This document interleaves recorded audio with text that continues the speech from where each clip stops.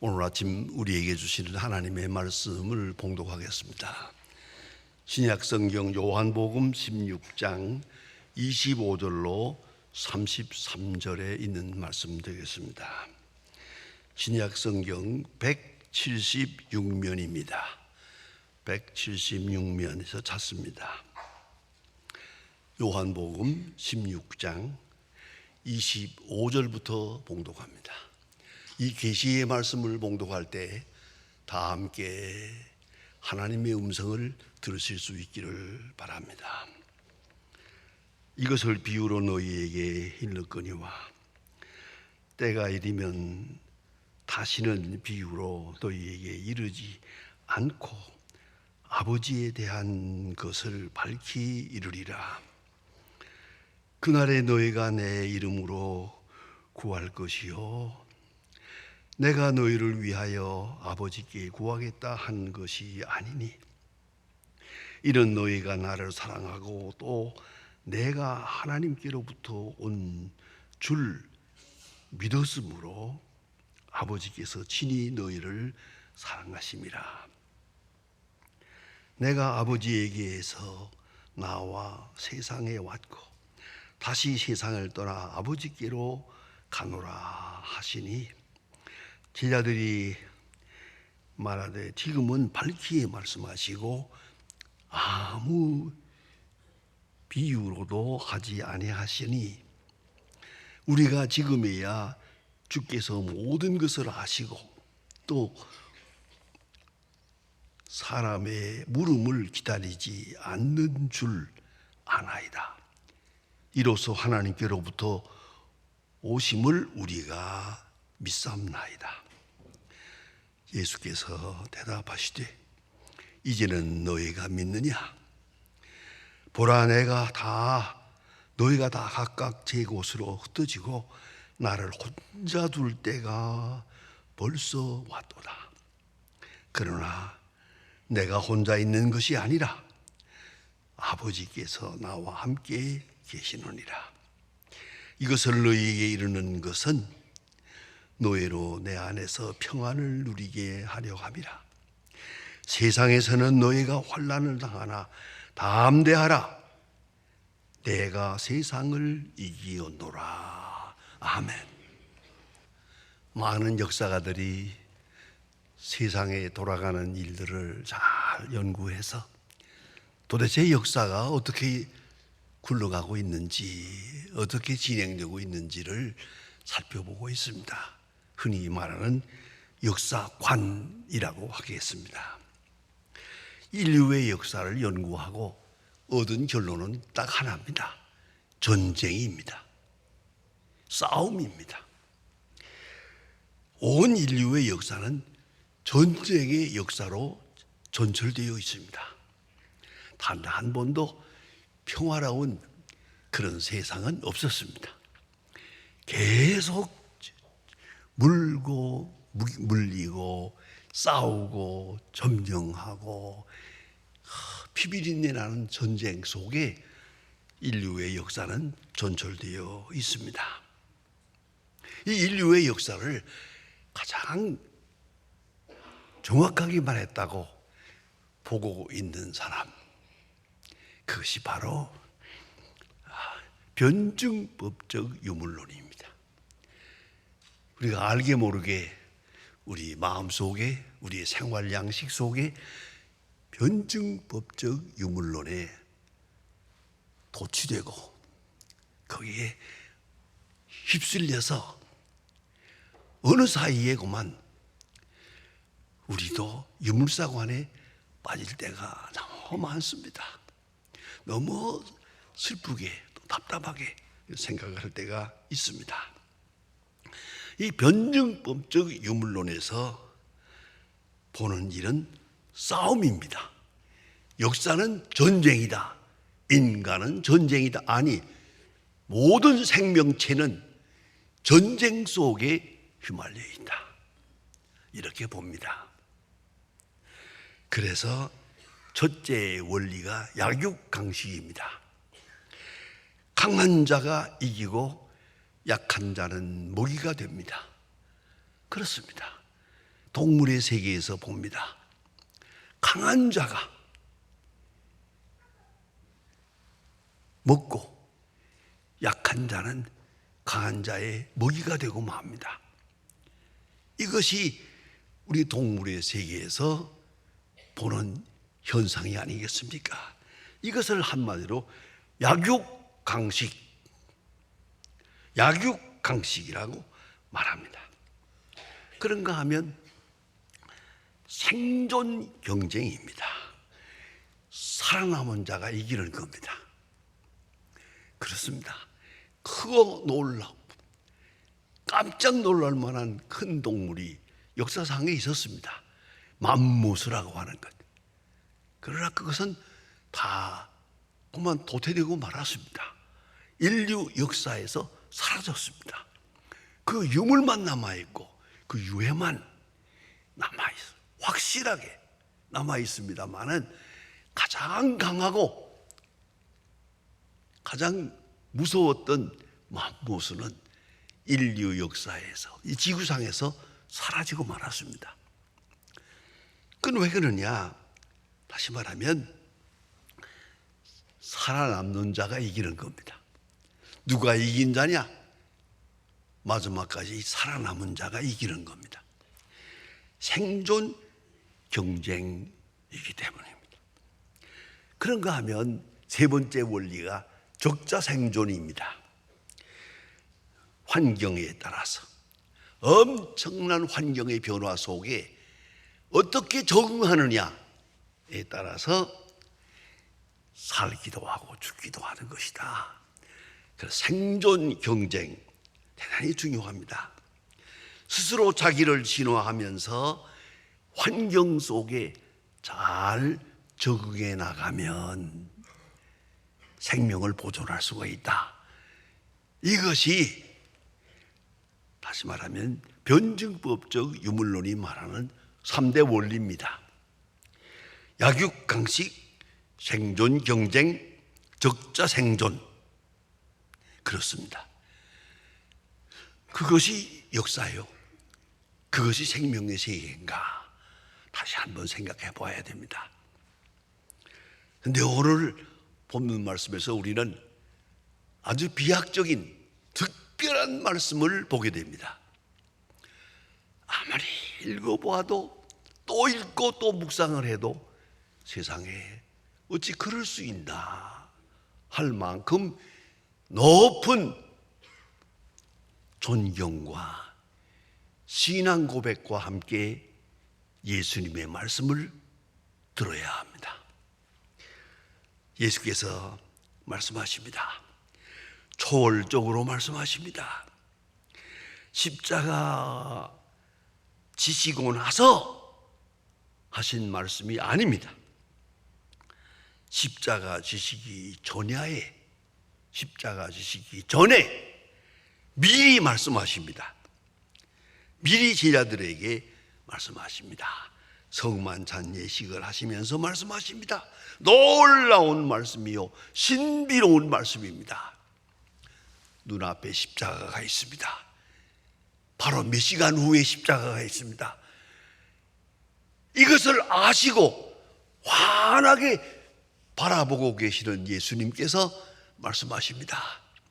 내가 세상을 이겼노라. 이게 말씀하십니다.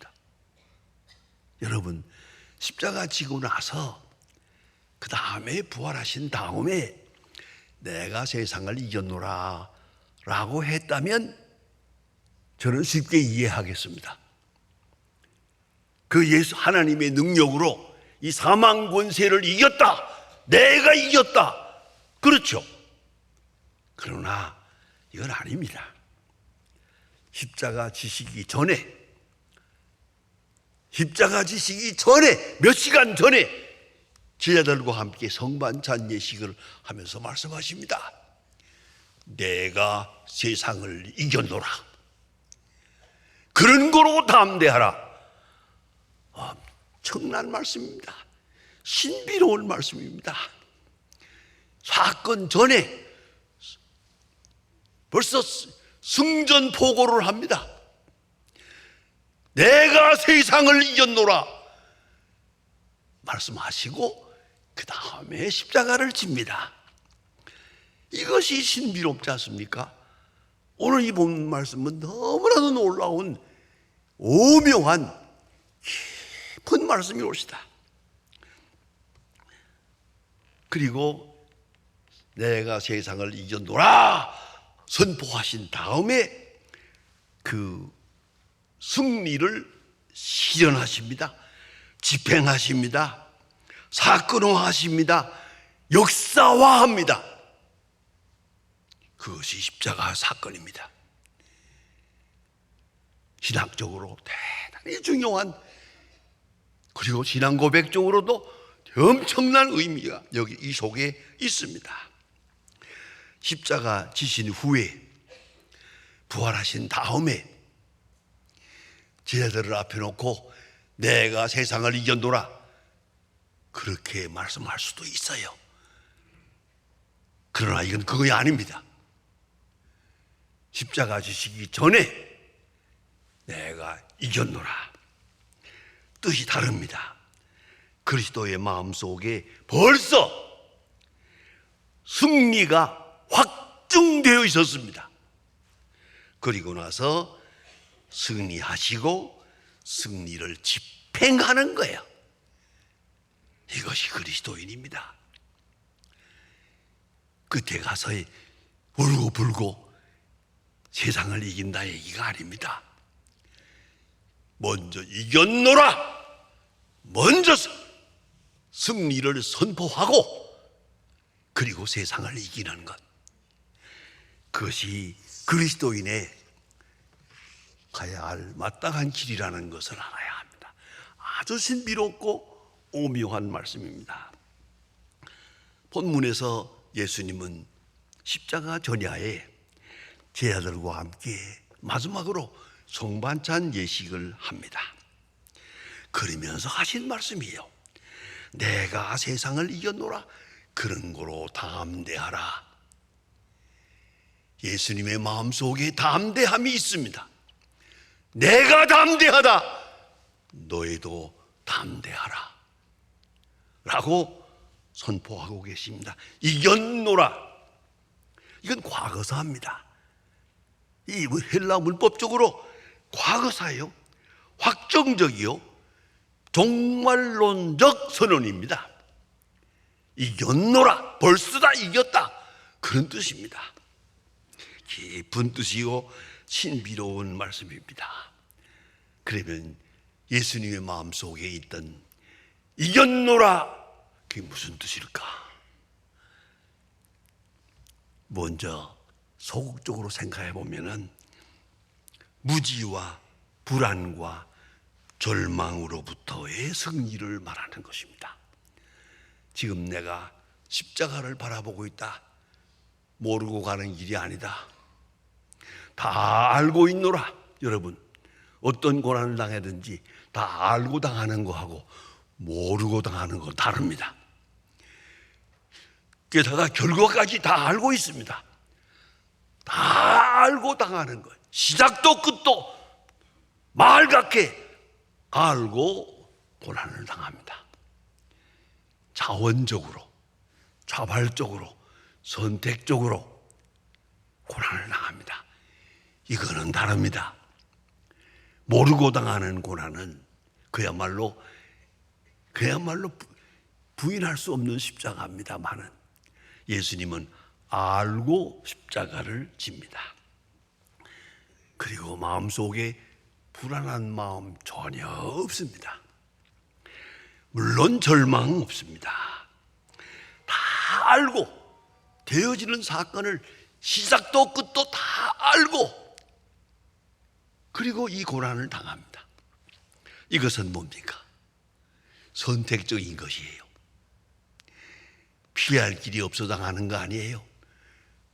몰라서 어쩌다가 그만 시험에 빠져가지고 올무에 걸려서 십자가를 진 게 아니에요. 이걸 잊지 말아야 합니다. 많은 학자들이 요리조리 어떻게 좀 다르게 설명해 보려고 예수님이 십자가를 앉을 수 있었는데, 앉으려고도 했는데 어쩌다가 할 수 없이 그만 가룟 유다의 그만 그게 빌라도의 그 가상스러운 그 법정에서 예수님은 이렇게 저렇게 십자가를 질 수밖에 없도록 환경이 만들어졌다. 이걸 설명해 보려고 많은 사람이 애를 씁니다마는 무효입니다. 아니옵시다. 십자가 사건의 가장 중요한 점은 선택적인, 예수님 스스로 이 길을 선택했다는 것입니다. 다 아시고도. 누가복음 9장에 보면 예수님께서 예루살렘을 향하여 올라가십니다. 예루살렘을 향하여 올라가시기로 굳게 결심하시고, 헬라 원문대로 보면 얼굴을 예루살렘을 바라보면서 얼굴이 심각해졌다, 그런 뜻입니다. 벌써 출발할 때부터 십자가를 향해서 결심했습니다. 결심하고 그 길을 가고 계시는 겁니다.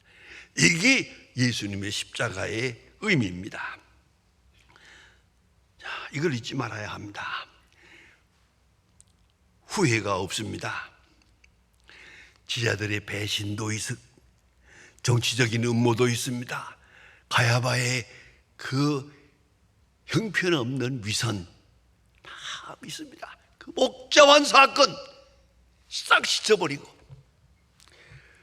예수님은 내가 십자가를 지노라, 그 깊은 의미를 알아야 합니다. 그런가 하면 고독으로부터의 승리를 말합니다. 다 떠날 것이다. 사랑하는 제자 베드로도 예수를 3번이나 부인합니다. 비겁하게. 예수님 다 알고 계십니다. 벌써부터 알고 계십니다. 처음서부터 끝까지. 그러나 예수님께서는 말씀하십니다. 네가 나를 부인하리라. 베드로가 극구 죽을지언정 나는 예수를 부인하지 않겠습니다라고 맹세를 하는데도 불구하고 그때 사진을 찍어 놓았으면 좋을 뻔했어요. 예수님이 아마 빙그레 웃으면서 야 이놈아, 내가 닭 울기 전에 3번 나를 부인할 것이야 말씀하고 계세요. 여유만만하게 베드로가 떠날 것을, 베드로가 부인할 것을 다 말씀하시면서도, 그러나 예수님은 말씀하십니다. 네가 돌아와 내 제자가 되고 나를 위하여 순교할 것이야. 알았나? 너는 내 손에 있어. 나는 절대로 너를 놓지 않아. 예수님 말씀하십니다. 다 떠나도 아니, 나는 너를 믿는다.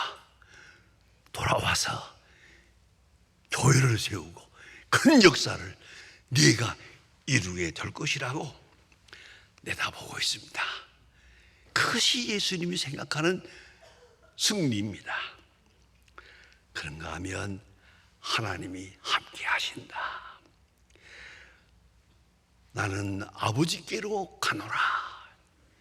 빌라도 때문도 아니고 가야바 때문도 아니고 저 무지몽매한 사람들 때문이 아니야. 나는 아버지께로 가노라. 이걸 분명히 알아야 합니다. 선이 분명합니다. 나는 아버지께로 가노라. 그리고 유명한 말씀하지 않습니까? 18장에서 아버지께서 내게 주신 잔을 내가 마시지 않겠느냐. 사랑하는 아버지가 사랑하는 아들에게 주는 십자가의 잔인데 내가 왜 이걸 사양하겠느냐? 내가 마시지 않겠느냐? 놀랍고 신비로운 말씀입니다. 예수님의 마음속에는 그것이 있어요. 아버지께로 가노라. 아버지의 사랑을, 아버지의 역사를, 아버지의 능력을, 그리고 십자가를 집니다. 그런 거로 예수님의 마음속에는 승자의 평온함이 있었습니다. 히브리 말로 샬롬이 있었습니다. 너그러움이 있습니다. 그래서 용서하십니다. 그래서 사랑합니다. 소망에 넘칩니다. 하나님의 약속을 바라보며 그는 담대하게 십자가의 길을 갑니다. 여유만만합니다. 그래서 말합니다. 내가 세상을 이겼노라. 그런 거로 담대하라. 내가 먼저 세상을 이겼노라. 너희도 담대하라. 여유 있게 말씀하십니다. 여러분, 이걸 알아야 합니다. 승자만의 여유가 있습니다. 이긴 사람만이 여유만만하게 모든 것을 용서하고 모든 것을 이해하고 모든 사람을 사랑할 수 있는 겁니다. 사랑은 비급한 자의 것이 아닙니다. 승자의 고백입니다. 이긴 자가 사랑할 수 있는 것입니다. 넉넉하게 이긴 자가 사랑하는 것. 그것이 바로 예수님이 하신 말씀, 그 깊은 신비 속에 있습니다. 내가 세상을 이겼노라 말씀하십니다. 여러분, 벤허라고 하는 영화를 봤죠? 여러 가지 그 긴 영화 속에 중요한 말씀이 많습니다. 많은 생각해 볼 만한 그런 역사적인 사건들이 거기에 잘 묘사되어 있는데, 가장 중요한 게 많은 사람들이 말합니다. 백부장이 말합니다. 예수를 십자가에 못 박은 백부장이 말합니다. 예수님 십자가에 돌아가시는 것을 보고 딱 한마디 합니다. 이는 정녕 하나님의 아들이었도다. 죽으시는 모습을 보고 깊은 간증을 합니다. 이것이 총주제입니다. 여러분, 예수님은 마태복음 4장에 보면 사탄의 시험을 받습니다. 사탄에게 시험을 받으며 말씀으로 이깁니다. 말씀으로 이기고 겟세마네 동산에서 시험을 받습니다. 그러나 내 뜻대로 마옵시고 아버지의 뜻대로 하옵소서. 아버지께 깨끗이 위탁하면서 승리합니다. 아버지께 위탁하면서 승리하십니다. 그리고 십자가 위에서 마지막으로 말씀합니다. 다 이루었다. 다 이루었다. 승리를 선포합니다. 여러분, 그런 거로 예수 믿는 사람들은 이 말씀에 따라서 담대해야 됩니다. 어떤 일을 당해도 예수님의 그 마음,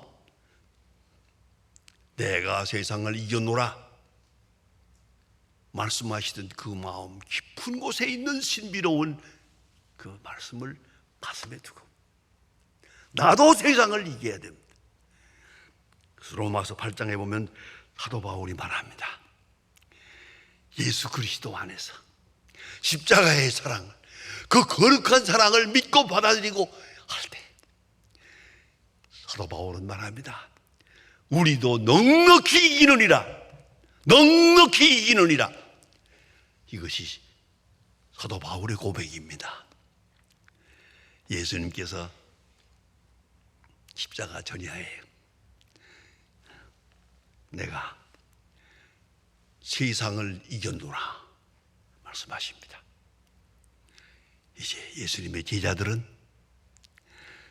예수님과 함께 승리에 함께해서 합세해서 동참해서 다 이길 것입니다. 세상을 이길 것입니다. 그리고 오늘도 어떤 시험이 있든 넉넉히 이기느니라. 그리스도의 사랑 안에서 그것이 우리 신앙인의 고백이 되어야 될 것입니다. 기도하십시다. 하나님 아버지, 주님께서 십자가에 돌아가시기 전야에 신비롭고 오묘하고 깊은 말씀을 하셨습니다.